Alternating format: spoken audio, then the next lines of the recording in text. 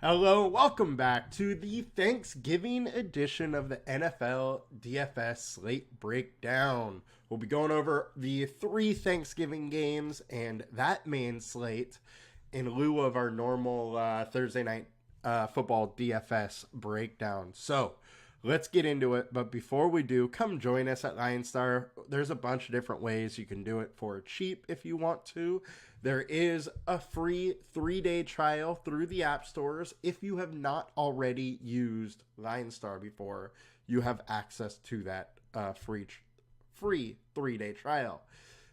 If you've already used that, try one of our promo offers right down there. There's the Thrive, Sleeper, Underdog, or Chalkboard. All of them will do up to $100 match on your money. And if you deposit at least $10 or $25 for Thrive, you get 1 month free of LineStar. Just after you do the promo, after you have deposited, just message us at LineStar. Click the little form that we have right here. Send us a message that you went through it and that you did it, and we can activate your 1 month subscription once we have the data back from one of those affiliates that you completed, what you have to. So now, without further ado, let's get into it. Let's have a good Thanksgiving, have a fun little slate here, and quick overview of the slate. So 3 games. Highest total is this Dallas and Washington game. It is also the highest paced game on the slate. So a lot of reasons to go there. Not only is it the highest game total, but the pace is also there. And Washington is already fairly pass heavy. And when they get behind, they're super pass heavy. And then Green Bay and Detroit is the next fastest game, which it is just kind of a neutral paced game. And lastly, Seattle and San Francisco is going to be a slow game. Low game total. But there are some definite pieces we should probably be using there to attack with. So I do think it's interesting. The biggest news on this slate is we're going to likely be without Kenneth Walker, who is questionable, hasn't practiced all week, doubt he plays. So that is the biggest news. Because it is, such a small slate, we can get into the weeds a little bit, but Rico Dowdle could be missing. And, in game scripts where they've got really big ahead, he has got some extra work. So maybe Malik Davis or, say, Deuce Vaughn steps in to get a little extra work there. But obviously, wait for inactives and actives to really know what's going on there. And then Antonio Gibson has practiced a little bit this week. He's been limited, so we're not sure if he's going to be back with Washington or not. And then for Green Bay, Aaron Jones is doubtful. He probably does not go. And Luke Musgrave is not going to play, so he's out for Thanksgiving. So we're going to have, some value there. Now let's get into it a little bit. We'll go by position, go through some ownership situations, and talk it through. So Brock Purdy, as of now, is coming in as the highest owned quarterback. And I can't agree with this. I think that Seattle secondary is a little bit better than people give it credit for. Meanwhile, I think CMC is just going to have his way with that team. So while I like Purdy as a quarterback, he's been very good for a fantasy quarterback. I don't love the spot for him. Alert score is fine. Matchup data is fine. I just don't like the ownership. Jared Goff, I think, is an interesting one. He's pulling 26% ownership. He is versus Green Bay. One thing to watch, though, is that Jair Alexander could be back. If he is, Amon-Ra St. Brown has had some struggles versus him in the past. So I wouldn't like Amon-Ra quite as much, and that does downgrade Goff a little bit for me. Not saying don't play him. Goff is at home. They're in a dome. He's in a decent spot. It's just kind of how it shakes down. My favorite quarterback of the week, and the guy that I do expect to be the chalkiest when it really does all break down, is Dak Prescott. Look, this Washington team has been awful versus the pass, and frankly, the Cowboys have been much more aggressive than I expected this season. I think Dak's in a decent spot, and I really like him. Great matchup score, good matchup data. It all works out. Sam Howell is going overlooked, and he's been very, very good all season long. The one thing I have to say with this matchup is the fact that it is versus Dallas. Dallas has not allowed much from the quarterback, but he is likely to be throwing the ball a ton. He's probably going to have to scramble a little bit, adding some points with his legs. So I think he is interesting, especially if nobody's going there, with how much they're going to have to throw the ball. And it's a divisional game, so we don't always know how that one is going to break down. On the DraftKings side, ownership's very similar, but Prescott is the second highest owned instead of first. And then a lot of people going down to Jordan Love, who went over 300 yards. You know, he's had 3 games in that 23 to 25 fantasy point area at 5,500. You could do worse than that against the weakness of that Detroit Lions secondary. So I understand it, don't love it, but I get why people are going there. Then Sam Howell and Jared Goff. Jared Goff at 2% is probably much too low. However, this offense has become very, very run heavy, and they're using both backs a lot. So that's likely why the ownership is down. But hey, they could come out and want to sling the ball. All right, so let's go to running back here. Charbonnet, highest owned, Tony Pollard, and CMC. Look, Charbs makes a lot of sense that he's there. It is likely Kenneth Walker is out. He's going to pick up all the work, and he's going to pick up a ton of work once Walker went out. He played pretty much all the snaps. He had 6 targets, 6 receptions, so he's going to be used decently in the passing game, and I think you gotta like Charbonnet a little bit here as a value piece with a high floor due to his passing game involvement. So especially gotta like that on DraftKings. On FanDuel, where it's 0.5 point per reception, it's not quite as nice. It's not likely that the Seahawks really get going on the ground, but them running the ball is how they win games. And so Charbonnet's usage is going to be there. It's just, can they stay in this game or not? Tony Pollard, oh man, at least he finally got in the box. Since week 1, it was his first touchdown. I don't love going to Pollard in this matchup. I think clearly the easiest way to beat this Commanders defense is through the air. So I think that's likely how the Cowboys do it. They come out throwing often, and Pollard has just been inconsistent. Look, I mean, he had a cake matchup last week. They won 33-10, and he still only had 16 touches, 16 fantasy points. I just don't love this spot for him. Took him getting to the end zone to even be fantasy relevant whatsoever. At high ownership and a higher price, I don't love it. I would way rather pay more money and go to CMC in a matchup which Seahawks have been awful versus the running back lately. 32 in fantasy scoring, allowing 31.3 fantasy points per game to the running back.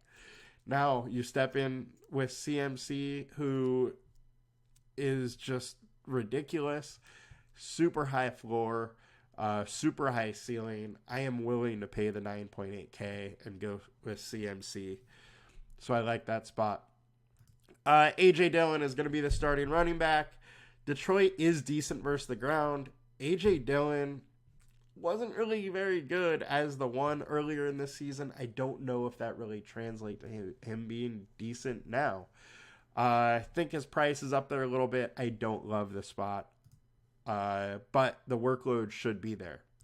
Brian Robinson, it's going against this Cowboys D, so that is tough. Robinson is a decent running back, though, and without Antonio Gibson, he was very involved in the passing game. If Gibson is out again, I think at low ownership, Brian Robinson makes some sense, especially if he's going to be involved like that in the passing game. Now, if Gibson plays, I think Gibson's pretty interesting, just with his passing work involvement in a game they're likely to be down. Now, Detroit running backs, they're not going to ever really project that high because it's really hard to project how much volume these guys are both going to get, because it is pretty much a 50-50 split, maybe 60-40.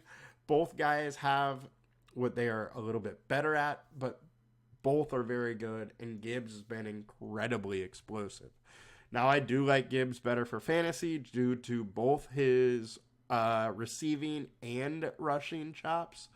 But it's super hard to be all in on either one of these guys. Now, with that being said, I think it's very likely one of these guys is in an optimal lineup. I think one of them, CMC and Charbonnet, are the most likely pass for running backs for this slate. Getting over to DK ownership, CMC, Charbonnet, Pollard, AJ Dillon, Gibson, Robinson, and David Montgomery is the ownership. So, look, Charbonnet and McCaffrey are going to be super high owned. It's just how it's going to break down. I think Gibbs and Montgomery are the clear best pivots off. You're just taking a risk because you don't know which one of those are going to go off, or maybe just both of them go off. You can play both and get way different and just get all of that running game. It is a risky one, but with these 3-game slates, we are going to have to get a little different somehow. So maybe a little extra stacking, doing things you normally wouldn't, playing 2 RBs on the same team, or 2 RBs from the same game. There's going to be spots where decisions need to make to get a little different. And that's one way that, people probably won't be doing it. And look, last week, 22 points for Gibbs, 18 for Montgomery. They can both get there. Against the Chargers, 21 for Montgomery, 26 for Gibbs. They can get there together. Playing both of them is something nobody's going to do. It's also getting you away from some of the chalk. And I think it's kind of an interesting way to attack this game that is one of, the second highest game score of the week and the team with the second highest team total of the week. I think it's kind of an interesting play there. All right, now get over to wide receiver. I know this is a long show. We're pretty much going over everything here, but I think we can. We have the time because of Thanksgiving. People are going to like playing this game and watching some football, so I'm sorry for going a little longer or likely than I normally would. Top receivers, CD, Cooks, they are getting all the ownership. Look, CD is in an amazing spot. The one thing is it might be hard to get him just because there's not a whole lot of value. Now, I think Brandon Cooks is very interesting. He finally had a breakout game. He's had a couple solid games. He is firmly involved in this offense, and he's a nice spot to get different with. You could go him, CD, Prescott, and Ferguson all together, and you're wiping out that Pollard ownership and getting a little different because you're super stacked on the Cowboys. Scary Terry, he is in a decent spot, a decent matchup. He's getting some ownership. He's going to be used a ton. I just don't know if a ceiling is truly there just because Washington is likely, trailing so much and going against a real tough D. Now, with Tyler Lockett, I think he's in a fine spot. He's in a game script that, when Seattle is behind, they do throw a little bit more. He has a nice ceiling. But we haven't really seen a huge ceiling out of him for a while. And at 6,600, I think there might be different ways to go, especially with his ownership. Now, I don't mind the play. I just don't absolutely love it. Debo's another one I'm not really loving. He could get there, though. I just don't love the ownership. Amon-Ra St. Brown. One thing I do have to say about Debo is I think his rushing upside in this spot is interesting. However, only 1 carry last week versus Tampa Bay, 3 versus Jacksonville would be my only issue there, but he can get it done in this spot on the ground. Amon-Ra St. Brown, one thing I have to say about him is I don't think he really has a ceiling with Jair Alexander in.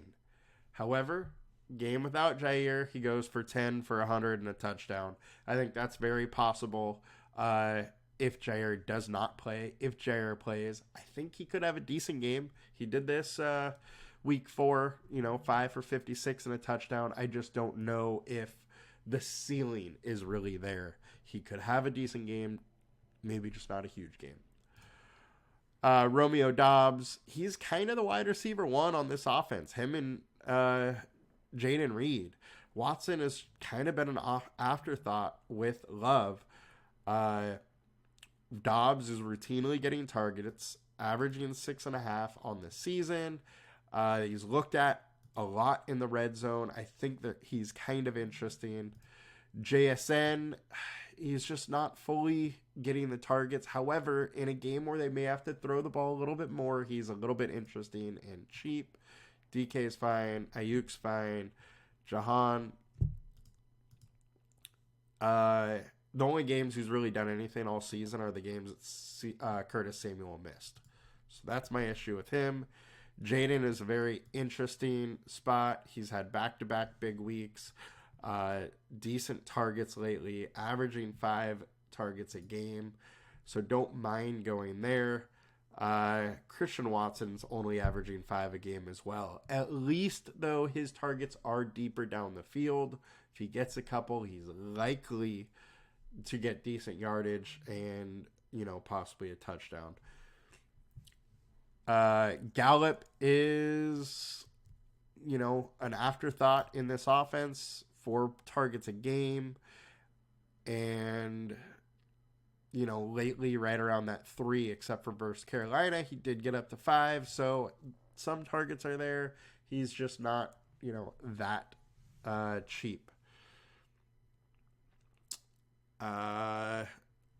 Some interesting spots buying down. I think you could go Curtis Samuel.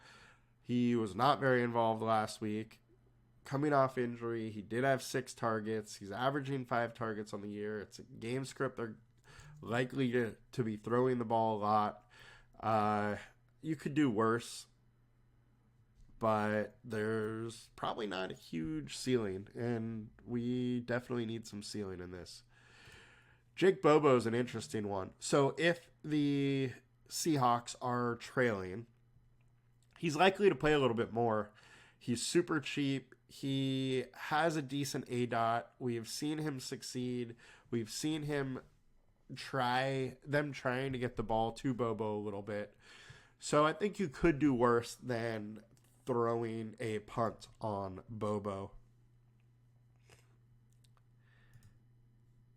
Another punt play, Turpin.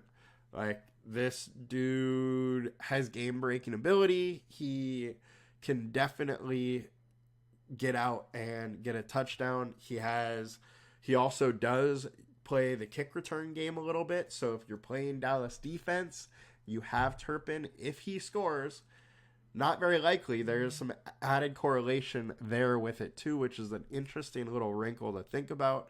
Now, is that likely to happen? Absolutely not, but it could. But he's also used a lot of different ways in the passing game. They'll rush with him. He does have some touchdown upside. He's had, 3 on the year, 2 on the year. 3 on the year. So I think he's an interesting dart throw, just total punt. And that's kind of the issue there is punt. But, you know, you're on a 3-game slate. You're going to have to get some weird shots. A lot of these contests are really big. So in order to win, you almost have to be perfect. And you have to find that touchdown nobody else is finding. And let's move over to wide receiver ownership. We got CD, Reed, and JSN being the highest owned. So it does appear that people are paying down at receiver. That's where they are getting their value. Likely to pay up for guys like CMC and CD Lamb. You know, it makes sense. Can't say that I hate it. I think they're all viable plays. Christian Watson at 4,300 is viable. He does have the upside if he's able to break one of those big plays there. So I think he's interesting, as well as Curtis Samuel. My favorite pay-up options, definitely CD. I do like Amon-Ra, however, if Jair is out. That is the first game of the day, so at least we will know prior to the game starting, you know, if we can play Amon-Ra or not. Now, let's get into the tight end action. We got Laporta, Kittle, Ferguson, and Logan Thomas. Logan Thomas is the highest owned. It is likely pretty much game script dependent there, but at lower ownership, I think Ferguson makes a lot of sense. He is totally ingrained in this offense, and they're likely to score the most points on the slate, so that is interesting. Kittle's hard for me to get to. I do like Laporta. And ownership here on DraftKings, we got Ferguson as the highest owned, Logan Thomas, Sam Laporta, and Kittle. Ferguson and Thomas, it's pretty much just because of their ownership. Now, Musgrave is going to be out, so you're looking at, you know, all backups, which if you want to go for only 2,500, it doesn't have much upside in it. But you could do that. Tucker Kraft did get at least 2 receptions for 32 last week. 3 targets the week before. He has been involved in a little bit. But it might help you pay up for some other spots going there. Defense-wise, Cowboys are the clear best one to use. However, I don't mind using the 49ers or the Lions at home. I think Lions at home are kind of an interesting one where going against Love, who I really don't have that much respect for out of a quarterback, I think he can turn the ball over. And if the Lions are able to get after the quarterback a little bit, which with Aiden Hutchinson they totally could, some different things could happen, and they're a little lower owned. So that one is interesting to me. And, of course, they're the highest owned on FanDuel.